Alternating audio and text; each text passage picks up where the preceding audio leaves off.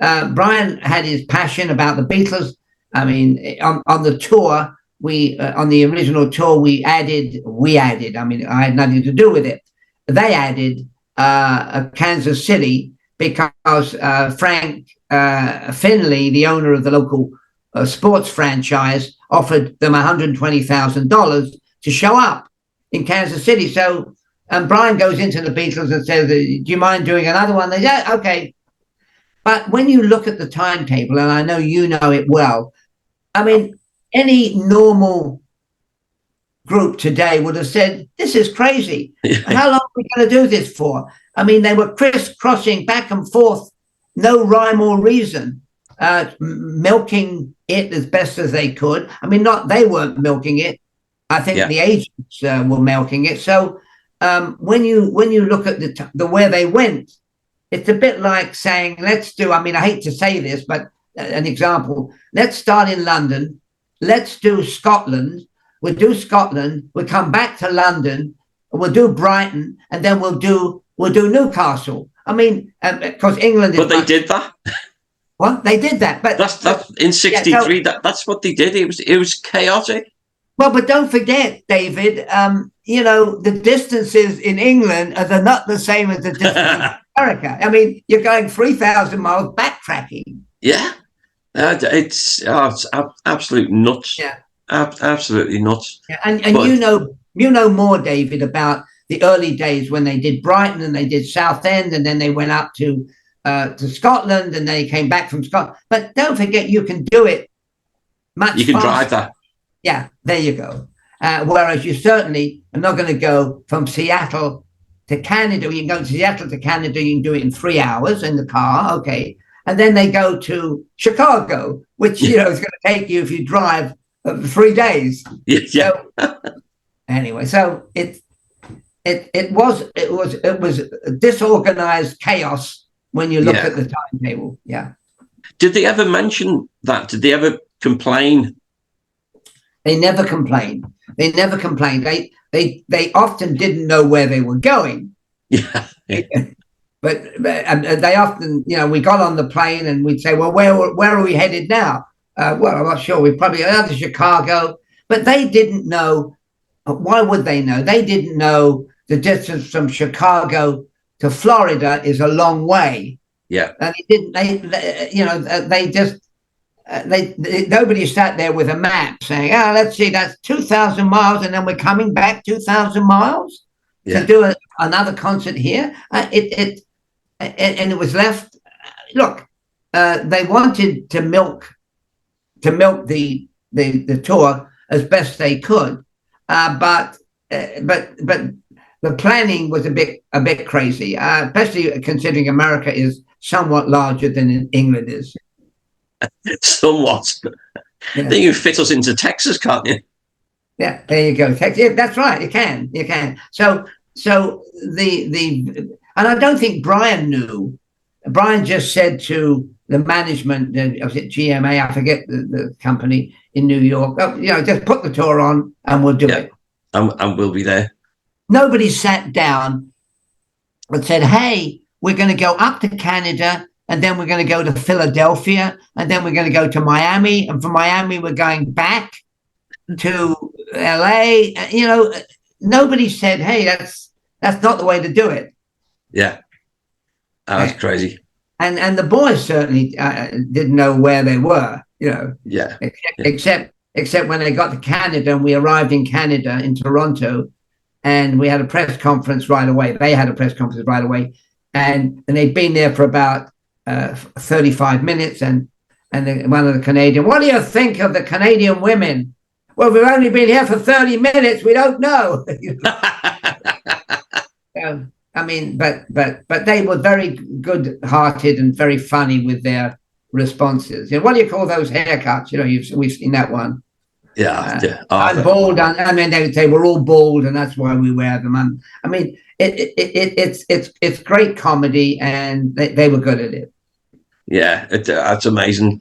You know, you had this short amount of time comparatively with them, but you get to see the mania. Were you ever frightened? You know, when you're traveling with them, did you see all the fans getting onto the cars or? Yes, I mean, yes, yes. On one occasion, don't forget the limousines had frosted windows, so you couldn't see inside them. And I always remember. I mean, I was in the second limousine with Derek and some of the other media that came along, and and I remember, I forget where it was. We got there, and then about 20 young women surrounded our limo because it looked like a limo, and obviously who's in the limo? The Beatles.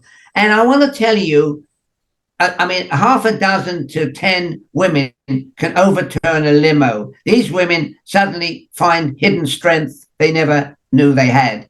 And I want to tell you, it was scary because the limo began to rock.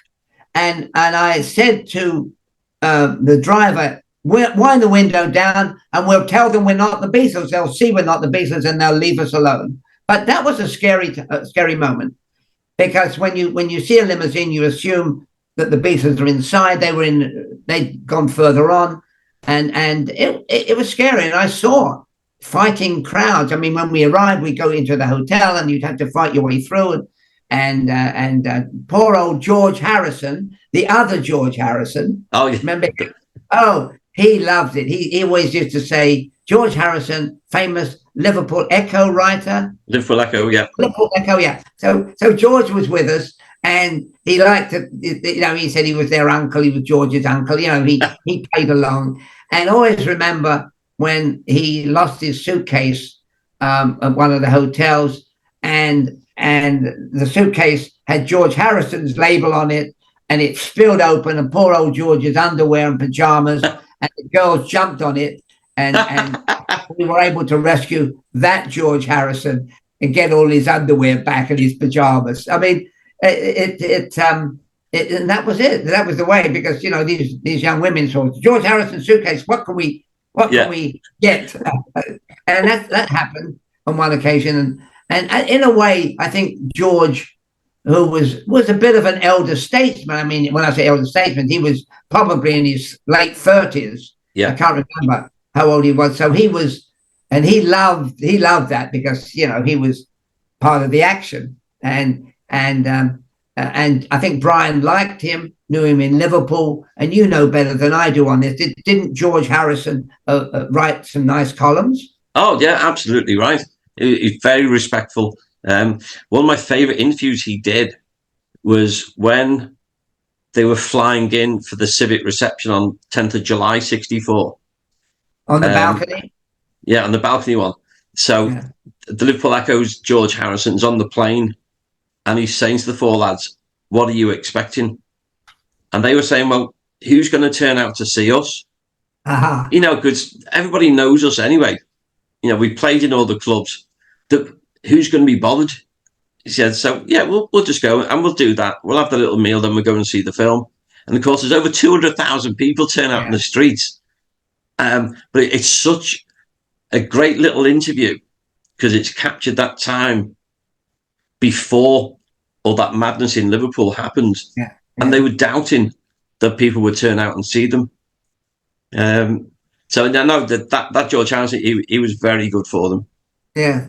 Well, the interesting thing is, and as I say, you are a man on the spot, and I'm always fascinated, and we talked about it earlier in the conversation, David, with the fact that they are not honored in their own community, although they were honored on that thing, and it took the sort of cynical local Liverpool, a bunch of singers, bunch of effing singers, and what's the big deal? Don't give them the honors, because it took so long, as we talked about earlier in our conversation. It took so long for the locals to realize they had treasure in their midst.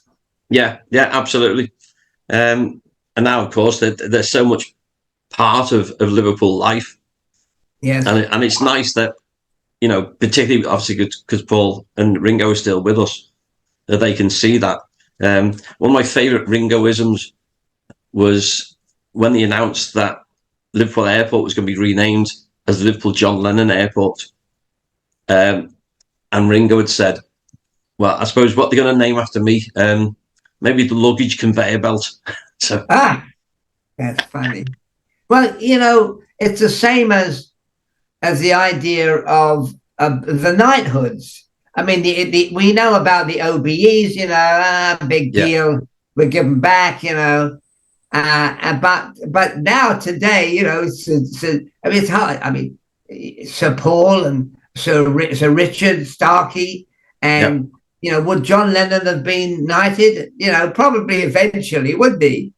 He'd have been offered it, but would he have taken it? Well, it's another thing, because John, that was against his grain. I'm not part of the effing establishment, said he. Yeah, but it's interesting as you get older. You go along with that because you think, and also it's very good for getting tables in restaurants, isn't it? So that's worth it just for that, Yeah. But one of the interesting things is, as I said, was I talked to a lot of people afterwards, and they talked about. I mean, I don't think, you tell me this, I don't think the Beatles, I remember on the tour that they were not impressed by all the celebrities. I mean, they weren't impressed with Shirley Temple, who was very big in America, because maybe they didn't know him, but they did. So they themselves, the Beatles themselves, were surprised at their own famousness, at their own celebritydom. And I have in my book several famous people talking about how the Beatles impressed them, how they were so bowled over by the Beatles.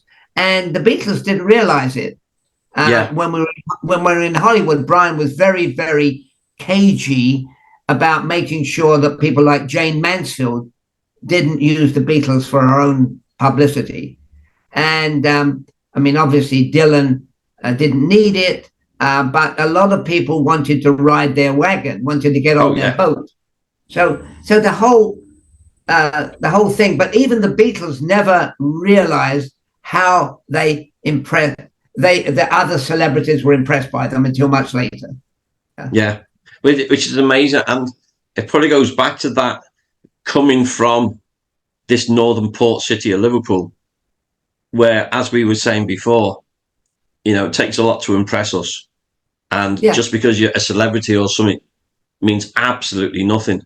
Yeah, I mean, it is, the Beatles all were no bullshit people. Yeah. Really. I mean, just because you're a famous person, I mean, they like Burt Lancaster because they'd seen him in films, and a handful of others. But exactly that, it takes a lot to impress them because of their Liverpudlian cynicism. Yeah. Because just because you've got a title or something like that, and what have you actually done? Yes. Well, I mean, I remember Brian Wilson saying that one, he heard, I forget which record it was, and he suddenly heard this song, and he cried, and he went away and he wrote Good Vibrations. So everybody, the Beach Boys, who were at the same period thereabout, were so inspired by the Beatles, and so were so many. Every musician that I spoke to, famous or otherwise, says it's like a worn record. Yes, I heard the Beatles, I heard their songs, one particular song, this particular song, just this is what inspired me. And I don't know. I mean, Brian said, and you know this, Beethoven, that people will remember Beatles like Beethoven and other famous composers. And we all thought, what a load of old toffee that is. Come on. You're talking out of your nose. And here we are in 2020, whatever. And it's true. Yeah, it's amazing. And I think, funny, with you mentioning Brian Wilson, I think there was somebody they truly respected. Yes. And were inspired by what Brian Wilson could do. I think that he was the one. I think Dylan, for his songwriting style, had a massive influence, obviously, on John in particular. But I think what Brian Wilson was doing, he was the one they thought, hang on, we've got some competition here. That's right. And I think that pushed them on. Yeah, but also don't forget the other thing that was interesting, because I was living in LA and I became after Derek left Brian after that big punch up. Well, it wasn't a punch up, it was a fight.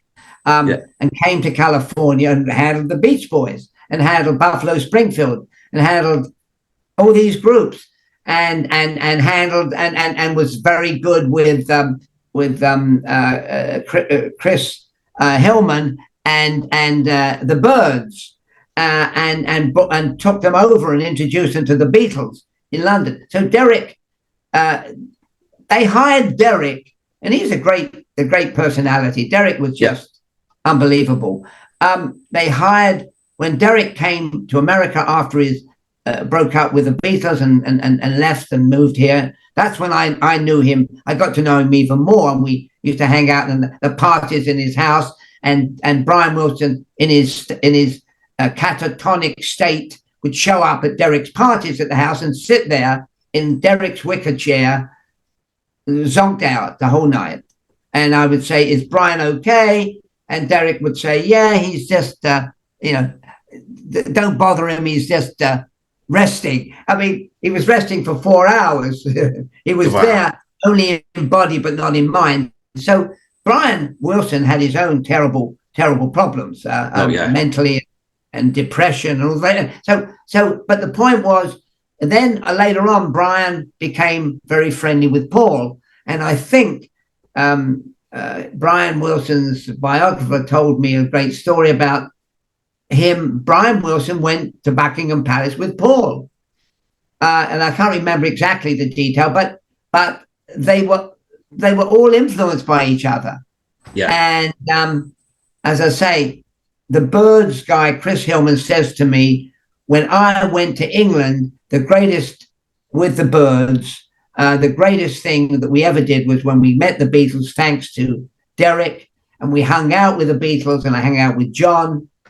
And Chris Hillman tells me the story of sitting at like the Ad Lib nightclub with John, so overwhelmed he was with John that he sat there for an hour not saying a word. And John finally in his way said, "Does he speak?" And poor old Chris, went red. So all these other groups were ignited by the Beatles. Yeah, it's amazing. It's amazing. So back to '64. So you're coming to the end of the tour with them, but of course you've seen them then on stage. You've seen the concerts and listened to them. What were they like, sort of, before going on stage? But then obviously got the decibel shrieks. But what were the concerts like? Well, I always remember, so we would be backstage with them before they went on. And I always remember, really, I mean, now that you're bringing up, I mean, for some reason, Paul was combing his hair a lot. And I suddenly remember Paul standing behind the mirror, making sure his hair was okay. So we would then go to our front row seat, and Brian gave us a song sheet, because in the early days, we needed a song sheet because we couldn't hear what they were singing. And the other incredible thing was, and I know that you know the answer to this, but every concert was the same. Yeah. Every concert, the same song play, the same running order. When we heard Long Tall Sally, we went to our limousine because we were going to make a getaway. But you couldn't hear what the song was because the girls were screaming and the sound systems were subpar. They weren't very good. I mean, there were sound systems that Mal and Neil had dragged on stage, plugged in. I mean, a little box for 30,000, 20,000 people. Yeah. Come on. And so the sound was terrible. The screaming was overwhelming from the moment. And they only performed for less than 30 minutes. Yeah. Because they couldn't charge the enormous amount of $2.50 for a ticket, which is kind of a joke. Brian liked to have the tickets cheap so that people could come and were not gouged. But if you were to say, somebody asked me who was the opening acts for the Beatles. I mean, I know there was Jackie DeShannon, there was the Righteous Brothers, there was several other Clarence, other groups, but nobody came to see the other groups. And so the other groups would sing for the first half of the show, maybe 40 minutes, 50 minutes, and the second half the Beatles performed. Finally, the Righteous Brothers said to Brian, look, yesterday the helicopters came in while we were on stage and nobody could hear us. Can we get out? And Brian said, sure. And Clarence Frogman Henry took over. But who came to a Beatle concert to see Jackie DeShannon? Although she's a talented, brilliant songwriter. I mean, my gosh. And her longevity is marvelous. But nobody wants, I went to see the Beatles and guess who the opening acts were? Nobody cared. No. Anyway, so I felt sorry for these opening acts. And the Beatles would come on and it was a pretty parrot fashion thing. And the only time that I might have mentioned this, the only time that the Beatles ever deviated is when they went to Kansas City because they were paid $120,000 to perform that one performance. And they opened with Kansas City. And then they went into their routine, finishing up with Long Tall Sally. So the concerts were pretty much the same. You'd seen one, you'd seen another. And because they were comfortable with it, there was very little. The only time John said anything was, now here's one from our new movie, A Hard Day's Night. But there was no interplay between them and the audience, really. I mean, there was a few words. And look, I went to see Paul in San Diego not long ago, and Paul does 3 hours and 20 minutes, and he's on stage for 3 hours and 20 minutes. Mind you, he has a fireworks exhibition. He has like 60 backup singers. He has the girl singers, it's slightly different. He has a bit of support. But these four guys just had themselves. And and I think they'd gone from their time in Hamburg where they were playing like between 6 and 8 hours in a night, could choose whatever they wanted to play at any stage. And now they come halfway around the world and they're playing for half an hour, the same songs.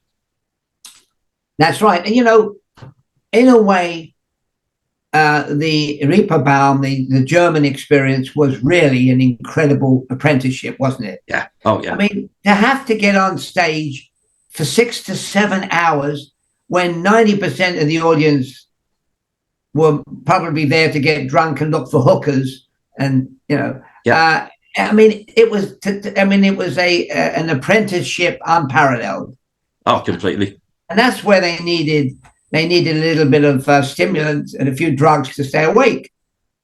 And they were not put up in the Four Seasons Hotel in Germany. They were staying in some stinking rooming houses, as you know, and all together in a little lousy accommodation. And that was an incredible training ground. I mean, if you can do that, you can do 30 minutes without even thinking. So it wasn't a challenge then. What? No, it wasn't. No challenge. John said, I remember that he said, I grew up in Germany, even though I'm from Liverpool. I mean, he meant. Yeah. And I believe he did, because as you said, I mean, how many hours can you, you're in a nightclub and you do 5 or 6 hours, and you keep playing. So doing 30 minutes was almost a strawberry on the cake. Yeah, it did. It's almost like a warm-up session, isn't it? That's right. So no wonder they could do, from one place to the other place, 30 minutes at the most. And then, they would kid each other and try and speed it up. And let's see, how long do we do? 27 minutes and 30 seconds, a record. Yeah. Out of there. But as I say, they couldn't hear themselves even because everybody screamed and what have you. So it was a fun adventure. So obviously we have to do to finish off is the book plug for your Beatles on tour. Yeah. On tour with the Beatles, Ivor Davis. It's a fabulous book. I remember when I first read it. It's great, and it's you, and that's the great thing about the book. Unfortunately, thank you, David. Unfortunately, there's not many of us left. You know, there's me, and there's Paul and Ringo and a handful of people. Neil's no longer with us. Mal is no longer with us. Derek is no longer with us. And as time goes by, you know, we lose a few people, and that's why I'm looking forward to coming to Liverpool later this year to see a few of the people. I mean, Frida, good old Frida. She's around. She's as sparkly as ever. You know? Yeah. That's wonderful. She is a rare bird, a lovely rare bird. Yeah. So my final shameless plug, Beatles and Me on Tour 60th anniversary edition has a lot more pictures, great pictures from the Beatles. I've got some great photographers, including Harry Benson, Henry Diltz, who took great pictures of Paul and Rez and Ringo. When I went to Ringo's birthday party, I shot some nice pictures of my own. And it has a lot of new pictures and a lot of new information about your favorite Fab Four. Wonderful Thank plug. You for giving. And it's an even greater pleasure to talk to you, David, because you are mad. You know, expert. You know it. You're there. You know, you breathed it, you touched it, and you're still doing that. And it's in your bloodstream, and you can't do much about it. Sorry, David. No, it's got me so guilty as charged. Okay. Life without possibility of parole for you. Yeah. No time off for any good behaviour. Right. Good. Well, thank you very much for giving me the opportunity to expand. And it's good because I haven't talked about it for some time, for 10 years. And you give me, I mean, you've given me the best workout that I've had. Thank you. Jolly good. So if you want to come over and work out with me in the gym, even better. Oh, let's not go there with that one. Okay, all right. So we'll stick to, I'll buy you McDonald's when you get to Liverpool. Okay, all right, okay. Well, yeah, okay. As long as the French fries are not soggy, I'm on. Okay, or even some Chish and Phipps. Chish and Phipps as well. Okay. With revolting vinegar. Yeah, very good. Well, thank you so much. It's a pleasure always to see you and talk to you, and stay healthy. And the you kids too, mate. Well, all the best. I will see you in Liverpool. You will.